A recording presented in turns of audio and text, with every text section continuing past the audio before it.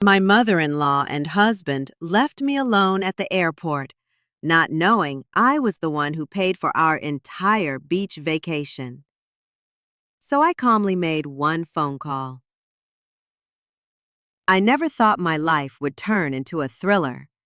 That only happens in movies or books, right? Certainly not in real life. But sometimes fate throws you such unexpected surprises that you can only marvel at its creativity. It all started quite ordinarily. I'm 32. I worked as an accountant in a large company, lived in a regular two-room apartment on the outskirts of the city, and considered myself a fairly happy person. At least, that's how it seemed, until that day at the airport. I met my future husband 5 years ago at a company party. He worked in the marketing department and always stood out with his energy and charm. Tall, fit, with expressive eyes and a sincere smile, I fell in love at first sight. He approached me as I stood at the buffet, eyeing the snacks. "Try these with salmon, they're divine," he said. His voice was deep, with a slight huskiness that gave me goosebumps. That's how we met, and it quickly turned into a romance. He wooed me beautifully. Flowers, restaurants, moonlit walks, just like in the best romantic films. After 6 months, he proposed, and of course, I said yes. We had a small wedding with only our closest friends and started building our little love nest. The first 2 years were a real fairy tale. We understood each other without words, handled everyday matters together, made plans. He was attentive and caring, and I did everything I could to create comfort and warmth. We both worked, saved up for our own home, dreamed of having children. It seemed nothing could break this happiness. Then his mother came into our lives. Before that, we rarely saw her. She lived in another city, called occasionally, visited for a few days. Our relationship was neutral. I tried to be polite, cooked tasty meals, kept conversations going. She was reserved, but not hostile. Everything changed after her sister died. She was left completely alone and decided to move in with us. "It's just for a while, until I find a place," she said. My husband fully supported her decision. No one asked me. So a third person appeared in our two-room apartment. She took over the living room and turned it into a bedroom. My husband and I almost never had time alone anymore. She was everywhere. She cooked in the kitchen, watched her soap operas, and commented on our lives. "You need more protein, you've lost weight. Your wife doesn't pay attention to your diet at all," she would say during dinner, putting more food on. My husband left me alone at the airport, not knowing I had paid for the entire beach vacation. So I calmly made one phone call. I never imagined my life would suddenly turn into a thriller. That kind of thing happens in books, in movies. Maybe to someone else, but not to me. I lived an ordinary life. Work, home, everyday chores. Everything was orderly and, as I thought, stable. Every morning, I'd wake up in the same familiar bedroom, drink black coffee from my favorite mug, head to work, gaze at the city through the window of the minibus, and mentally plan out my to-do list. I lived by the manual. And I thought this was happiness. When I met him, it was like everything suddenly lit up with new colors. I fell in love instantly, intensely. His energy, his smile, the way he spoke, everything was so charming. We got close, started dating, moved in together, got married.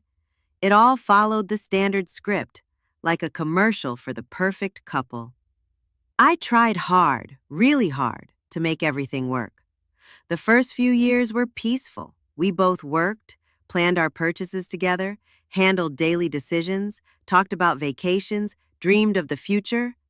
I thought we were on the same page. We almost never argued. Or rather, I learned not to start arguments.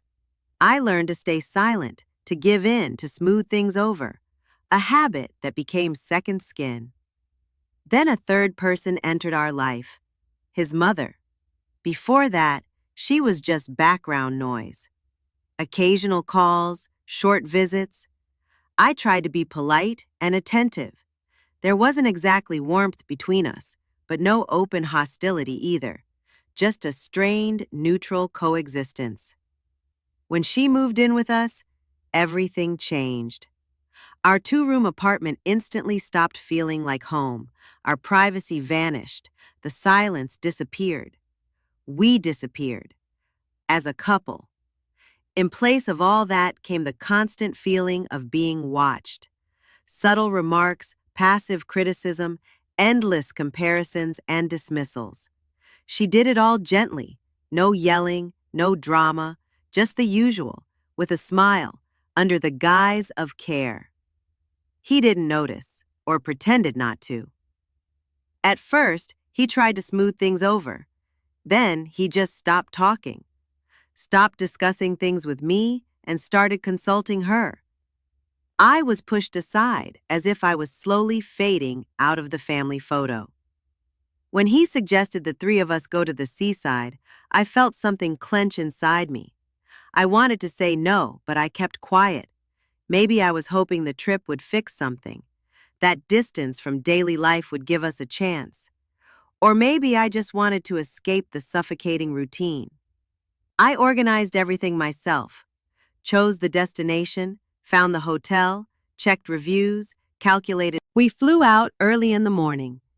A long flight, a layover, exhaustion. It all blurred together into one gray, smeared line. But I still believed that soon we'd be by the sea and everything would feel lighter.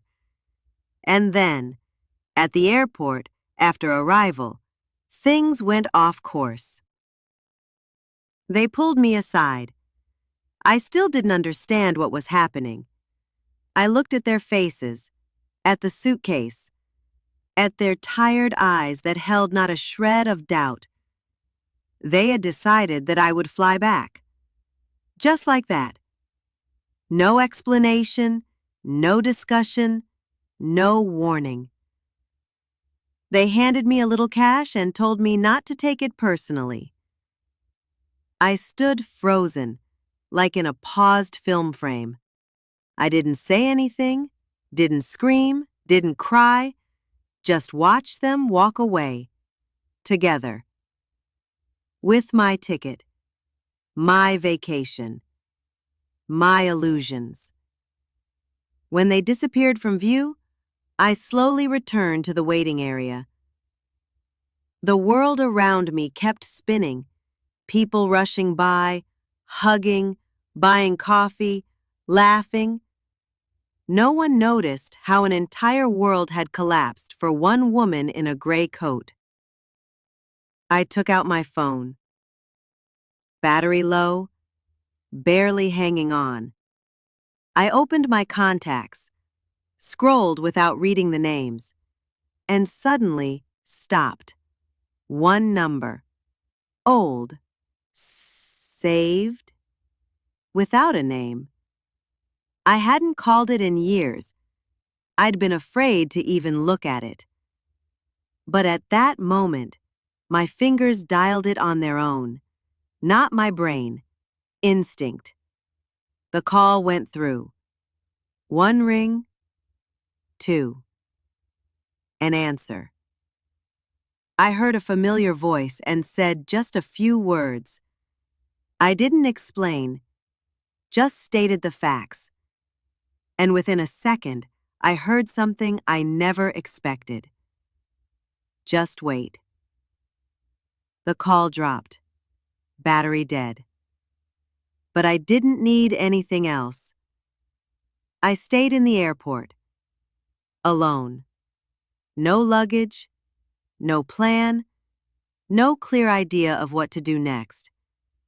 But for the first time in a long while, I felt no fear, just a strange calm, as if some invisible anchor had finally returned to its place.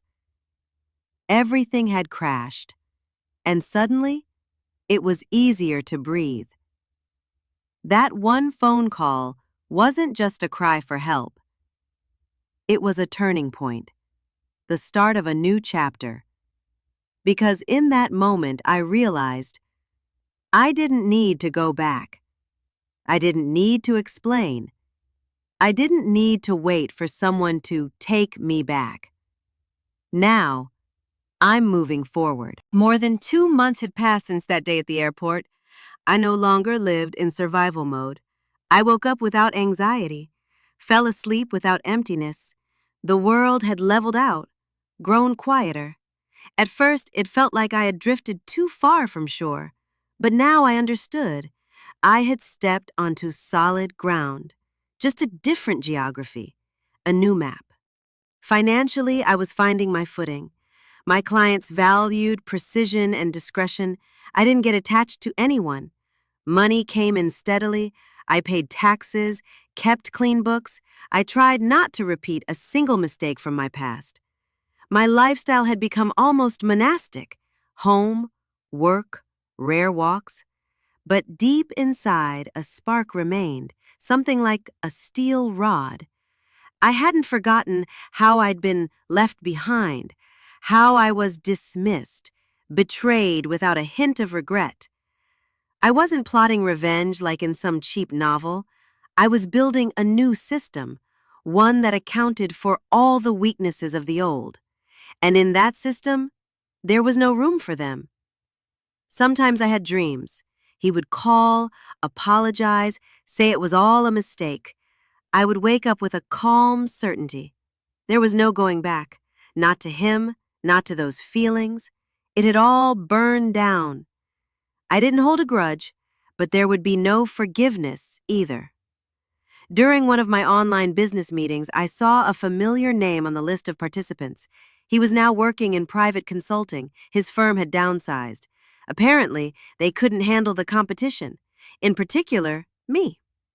I'd won 2 contracts over them without even realizing he was still clinging to marketing. I felt nothing. No gloating, no pain, just peace.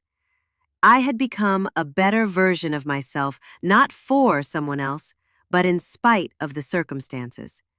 And now those circumstances were crumbling, like dust from a shelf long untouched. I updated my profile, added a section with case studies, listed new partnerships. Interest in my work grew. Soon, the very company he once worked for reached out to me. They wanted to relaunch a project with a different approach. I knew what that meant: the complete collapse of their previous structure, and likely his dismissal. When I received the contract, I noticed his former team listed as one of the outsourced parties. I realized the system had come full circle. He now depended on those he once considered insignificant. I was above the situation now. I could either sign or walk away. I signed. During the implementation meeting, I saw him live for the first time in months, over video call. He recognized me immediately, though I looked different. New haircut, a colder gaze, calm posture. He tried to speak, but I gently cut him off, focusing on the numbers. Personal. After that meeting, I continued to feel the inner tension melt away. I hadn't planned to destroy them. I had simply moved forward, while they had stayed in place. And now, with our paths crossing again, the difference was obvious. The woman who once sat on the airport floor with empty hands was now running her own business. She had contracts, partners, respect, everything that had been missing in the life where I was just someone's shadow. I moved out of the little house in the woods, relocated to a city, not the one they lived in, but closer to the business hub. I rented a new apartment in a bright district, high ceilings, a spacious kitchen, a place where every item was chosen by me. His mother still lived with him. I found that out by chance through mutual acquaintances. She remained the same, calling herself wise and strict, but in truth she was just controlling. He tried to maintain the old image, but reality was collapsing. He'd lost his job. He had debts. He lost not only his work, but also his reputation. I could have stepped in, published the old messages, revealed that I had financed the very vacation from which they threw me out. But I didn't. Revenge isn't shouting. It's silence that lets the other person drown. One day, I received an email. No subject, just a short message in the body. If you ever want to talk, I'm here. I didn't reply, not because I didn't want to, but because it didn't matter anymore. His regret no longer concerned me. I had survived what they thought would be my end, and I had built a beginning in which they didn't exist.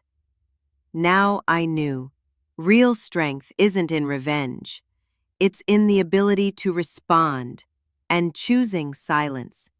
It's in deciding not to save those who once left you at the roadside. And that was my victory. The project I was managing quickly gained momentum. The company he used to work for finally lost the contract. Now they were coming to me for consultations. I answered politely, but kept my distance. I no longer needed to prove my worth. It was self-evident. I kept building my name, my business, my future. New offers came in. One of the major clients proposed an international collaboration. I agreed. Moving abroad became not just a possibility, but a symbol of a new chapter. Before leaving, I stopped by a notary's office. There, a small personal victory awaited me. I finalized the paperwork to reclaim property that had once been considered jointly owned, including a share in the old apartment. The documents were airtight. Arguing was pointless. Everything they thought was theirs was now returning to me. He tried to object, but legally, he had no case. He couldn't prove any stake because he hadn't paid, because everything had been on my dime. I left them the furniture, the things, everything, except the most important thing, the right to control my life. Before I left, I visited that same social media page where I once saw a photo from the beach. It was gone, as were dozens of others. The profile looked empty, just an old profile picture. Their story had crumbled like sand. Mine was just beginning. The new country greeted me with light, warmth, freedom, unfamiliar faces. I adapted quickly, worked remotely, learned the language, studied local systems. Here, no one knew my past. I was starting from zero, but not from a deficit. The past was far behind, not erased, but faded into the background, a reminder of how far I had come. Sometimes I got messages from people tied to that old life. They asked where I was, how I was doing. I replied briefly, without bitterness, without interest. My life no longer revolved around others' expectations. I set my own rhythm. I traveled, ran projects. In the evenings, I baked bread, like in that little bakery where it all began. I had time, space, and most importantly, inner peace. Revenge was never the goal. It was the byproduct of refusing to let others dismantle my world again. I survived, and turned that survival into growth. And if anyone ever asks how I got my revenge, I'll simply say, I became someone they never even dreamed I could be. And I left without looking back.